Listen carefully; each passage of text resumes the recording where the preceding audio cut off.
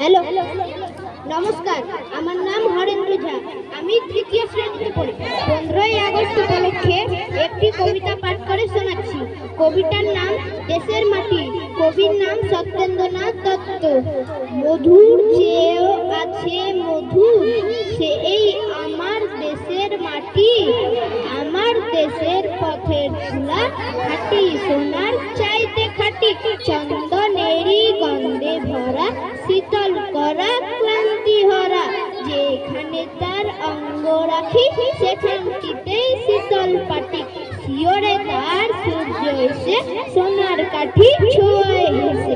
নিতমহলের জ্যোৎস্না নীতি, বুলায় পায়ে রূপার কাঠি। নাগের বাগের পাহাড়াতে, হচ্ছে বদল দিনে রাতে। পাহাড় তারে আড়াল করে, সাগর সে তার ধোয়ায় পাটি।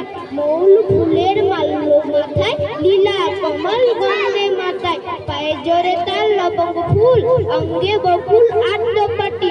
নারিকেলের গোপন বসে, অন্য পানি জোগায় বসে। কোল ভরা তার কনক ধানে, আটটি শীষে বাঁধা আটি। সেজে বনিল পদ্ম আখি, সেই তরে নীলকণ্ঠ পাখি। মুক্তি সুখের বার্তা আনে, ঘুচায় প্রাণের কান্না কাটি। নমস্কার। হাততালি দে।